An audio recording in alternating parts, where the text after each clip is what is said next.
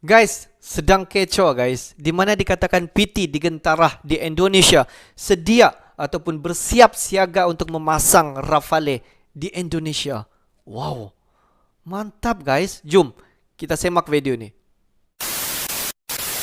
Hello guys, Bismillahirrahmanirrahim. Assalamualaikum warahmatullahi wabarakatuh. Allahumma salli ala sayyidina Muhammad wa ala ali sayyidina Muhammad. Guys, welcome back again to my YouTube channel. Dan kepada subscriber, kepada viewer-viewer di luar sana yang baru saja terjumpa Musa Channel, yang baru saja masuk ke channel Musa Channel, aku mengucapkan selamat datang ke Musa Channel. Dan jangan lupa untuk klik button subscribe, like dan komen di bahagian komentar di bawah. Dan kepada subscriber, kepada viewer-viewer di luar sana yang sentiasa menyokong, yang sentiasa support Musa Channel, aku mengucapkan ribuan terima kasih guys.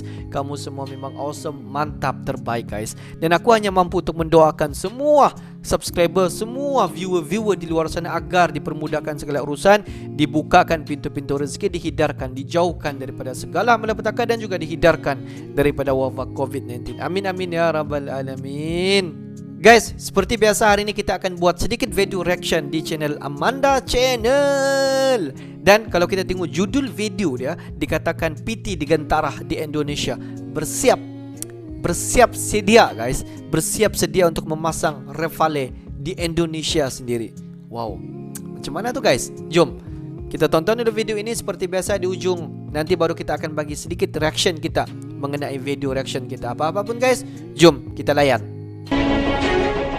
Oke guys, PT Digantara Indonesia guys. Halo Bren, kembali lagi di Amanda Channel. Nah, ini PT DI dan The South Aviation sedang mempersiapkan kerjasama program offset dan TOT atau Transfer of Technology Jet Tempur Rafale. Jadi usut punya usut, ini nanti sebagian jet tempur Rafale akan dibangun ataupun dibuat di PT Dirgantara Indonesia. Tepuk tangan buat PT Dirgantara Indonesia yang akan segera menggarap jet tempur Rafale, Bren. Karena fasilitasnya ada, beda dengan ya yang sebelah kan nggak punya kan, Bren. Bercanda. Nah, PT Dirgantara Indonesia Persero dan PT DI, PT The South Aviation tanda tangani Memorandum of Understanding atau MOU tentang kerjasama dan program offset dan TOT pesawat tempur Rafale. Dokumen MOU ditandatangani oleh Direktur Utama PT Dirgantara Indonesia, Gita Ampriawan, dan Chairman dan CEO The South Aviation. Jadi TOT-nya ini sudah ditandatangani, Bren. Ada Eric Trapper yang disaksikan langsung oleh Kementerian Pertahanan oleh Bapak Prabowo Subianto dan Menteri Angkatan Bersenjata Republik Perancis Florence Parly di Gedung Kementerian Pertahanan Republik Indonesia, Jakarta. Usut punya usut, sebagaimana keterangan resmi dari Kementerian Pertahanan Republik Indonesia, dalam pertemuan bilateral ini kedua delegasi membahas peningkatan kerjasama pertahanan antara kedua negara yang diharapkan dapat memperkuat hubungan pertahanan bilateral antara Indonesia dan Perancis di masa mendatang. Usut punya usut sing wajib kalian ketahui ya Bren. Jadi usut punya usut, pembelian F-15 dan Rafale ini totalnya di angka 317 triliun rupiah. Di angka 317 triliun rupiah, Bren. Wow, bukan angka yang kaleng-kaleng tentunya. Nah, Bapak Menhan Prabowo memberikan keterangan pers. Kami membahas secara mendalam beberapa hal. Sebagaimana diketahui, Indonesia dan Prancis telah menjalin kerjasama pertahanan cukup lama sejak tahun 1950. Dan saat ini status hubungan bilateral kita di bidang pertahanan berada dalam status tertinggi, yaitu kita telah menandatangani persetujuan kerjasama pertahanan atau Defense Cooperation Agreement DCA pada 28 Juni tahun 2021 lalu. Tentu ini butuh ratifikasi dan parlemen kita untuk bisa dilaksanakan dengan baik. Seperti itu ujar dari Bapak Menhan Prabowo.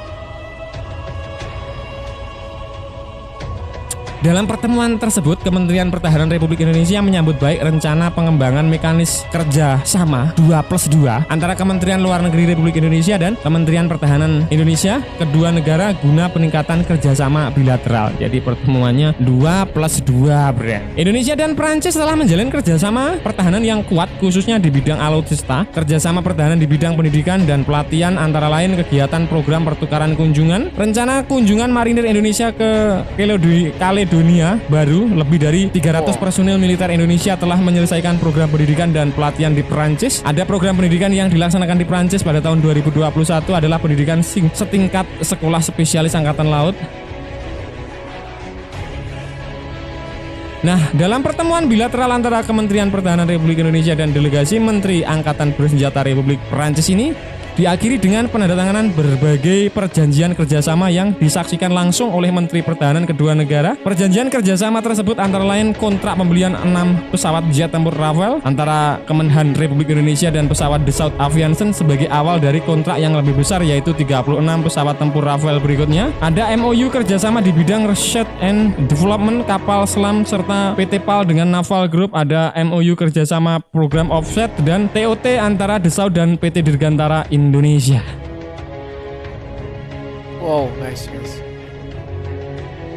MOU kerjasama di bidang telekomunikasi antara PT LAN dan Thales Group dan kerjasama pembuatan amunisi kaliber besar antara PT Pindad dan Nexter Munition. Nah, sementara itu Menteri Angkatan Bersenjata Perancis Florence Parly mengatakan kunjungan ini menjadi kesempatan untuk berbicara dengan Menhan Prabowo Subianto tentang berbagai program alutsista yang ingin dikembangkan di Indonesia dengan dukungan Perancis dan industri pertahanan Perancis yang disebutkan sangat profesionalitas dan kualitasnya diakui di seluruh dunia. Perancis bertekad mendukung secara aktif program-program strategis besar Indonesia dan mendukung pengembangan industri pertahanan Indonesia yang solid. Menteri Parly atau Menteri Pertahanan Prancis mengatakan bahwasannya Indonesia yang menjatuhkan pilihan untuk menggunakan pesawat Rafale menunjukkan kepercayaan Indonesia kepada Prancis dan menjadi bukti bahwa kemitraan strategis kedua negara sangat kuat dan dinamis. Penandatanganan kontrak antara Indonesia dan Prancis yang baru saja dilaksanakan ini merupakan tahap penting dalam proses pengadaan alutsista Indonesia dan Prancis berharap kontrak kerjasama ini dapat diaktifkan segera mungkin. Jadi seperti itu ujar dari Menteri Pertahanan Prancis Florence Parly, Brand.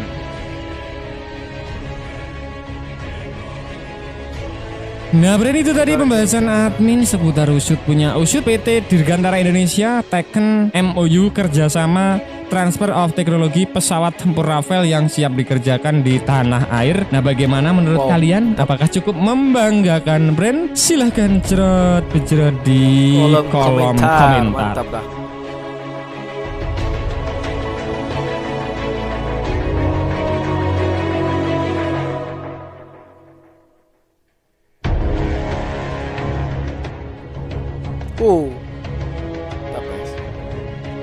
Guys, dimana kalau kita tengok pada tahun 2021 perbincangan di antara Indonesia bersama dengan Perancis, di mana Indonesia untuk mendapatkan pesawat tempur Rafale. Dimana kalau kita tengok daripada perbincangan daripada yang first ataupun yang pertama dahulu, di mana dikatakan Indonesia akan membuat pembelian, akan beli terus 1 biji Rafale ini daripada Perancis. Dan dikatakan kalau kita tengok pada sebelum ini beberapa belas unit pesawat tempur Rafale yang akan dibeli oleh Indonesia daripada pihak Perancis. Selepas daripada perbincangan lanjut di antara Indonesia dan juga Perancis, dan dikatakan pada baru-baru ini di mana Indonesia tidak akan membeli 1 unit pesawat tempur Rafale ini, tetapi di mana kalau kita tengok Indonesia telah membuat perbincangan bersama dengan pihak Perancis dan kata putus telah pun dipersetujui, di mana Indonesia dan juga pihak Perancis akan membuat satu TOT, Transfer of Technology. Pesawat tempur Rafale ini akan dibuat, akan dibangunkan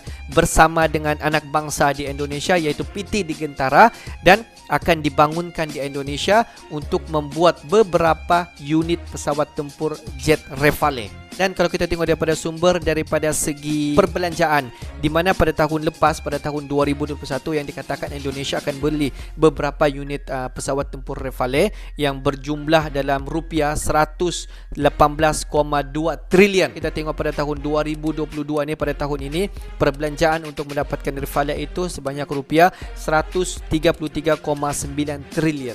Bagi pendapat aku sebenarnya transfer of technology ini sebenarnya lebih berbaloi berbanding dengan kita beli 1 unit ataupun beberapa unit pesawat tempur.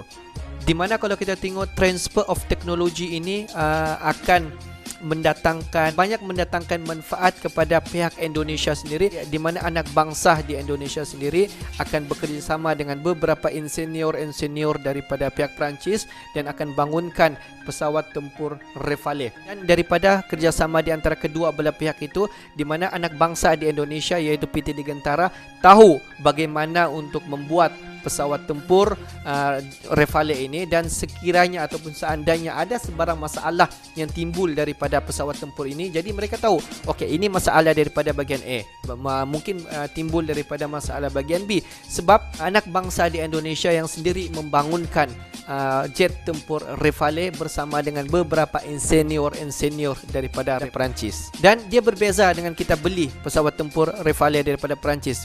Andai kata kita beli directly daripada Perancis, kita beli satu unit, dan seandainya ada sebarang kerusakan, jadi sebarang kerusakan itu kita terpaksa panggil maintenance daripada Perancis. Jadi kalau kita suruh pun insinyur daripada negara kita, mereka tidak tahu sebab mereka bukannya terlibat secara langsung dalam membina pesawat tempur itu. Jadi terpaksalah panggil maintenance ataupun insinyur daripada Perancis. Daripada masalah itu kita melibatkan kos yang tinggi lagi. Jadi itu masalah kos untuk maintenance. Jadi dia berbeza dengan transfer of technology, TOT. Jadi jika sebarang masalah timbul, orang kita sendiri, anak bangsa di Indonesia sendiri tahu untuk mengatasi apakah masalah jika sebarang masalah timbul apabila mengendali pesawat tempur Rafale. Jadi apa-apa pun kita doakan agar PT Digantara di Indonesia agar terus sukses untuk menjalankan ataupun untuk membina pesawat tempur Rafale. Sebab kalau kita tengok di Indonesia mempunyai fasiliti ataupun mempunyai tempat untuk membangunkan pesawat tempur Rafale, tinggal dijalankan sahaja. Jadi tahniah sekali lagi kepada PT Digantara di Indonesia. Jadi adakah ini adalah pesawat kedua selepas daripada KF-21 Boromeye yang ada di Indonesia pada ketika ini? Oke guys, untuk hari ini itu saja sedikit information daripada Musa Channel, dan kepada subscriber, kepada viewer di luar sana yang belum lagi klik button subscribe, please guys to klik button subscribe, like dan komen di bahagian komentar di bawah. Akhir kata daripada Musa Channel, thanks for watching my video. Assalamualaikum warahmatullahi wabarakatuh. See you the next video.